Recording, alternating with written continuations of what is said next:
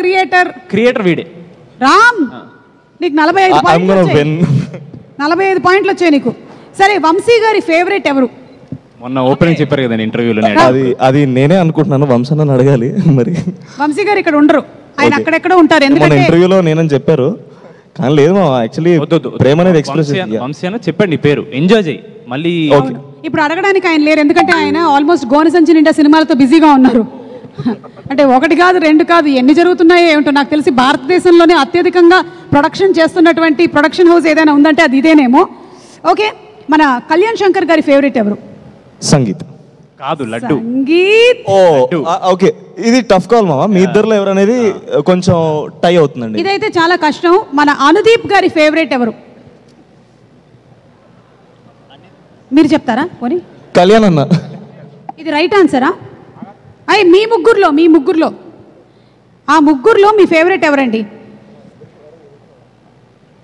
ఈరోజే చెప్పాలి. లేదు, నాకు ముగ్గురు ఇష్టం అండి, నిజంగా ముగ్గురు ఇష్టం నాకు. మీకు నిజంగా ముగ్గురు ఇష్టం అని నాకు తెలుసు, కానీ ఇది ఒక గేమ్.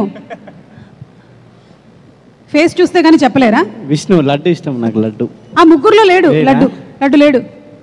అంటే ఈ ముగ్గురు నచ్చరా మీకు? లేదండి, పాప వదిలేండి, ఇబ్బంది పడుతున్నారు. నాకు నితిన్ ఇష్టం. మళ్ళీ నితిన్ లేదు. ఏ నితిన్? నువ్వే బేటా చింటూ. నేను బేటా చింటూ బేటా నువ్వే బేటా. ముగ్గురులో కల్లా బెస్ట్ డాన్సర్ ఎవరు? మీరే మార్కులు ఇచ్చుకోవాలి. వాళ్ళిద్దరిలో టఫ్ కాల్ అండి ఇది. ఇందాక కళ్యాణానికి ఎవరు ఇష్టం? వీడు మాత్రం కాదు. నేనైతే కాదు. మ్యాడ్ 3లో ఏదైనా అరివీర భయంకరమైన డాన్స్ చేద్దామని నువ్వు ప్లాన్ చేస్తున్నావా రామ్ నితిన్? ఎందుకంటే ఇది నిజం కాదు అని ప్రూవ్ చేయడానికి. ప్లాన్ చేశాడు, అది తీసారు తర్వాత.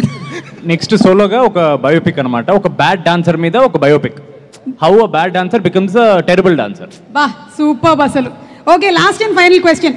నాన్నే నితిన్ ఎలాగో అవుట్ ఆఫ్ మ్యారేజ్ మనకి క్వశ్చన్లో లేడు.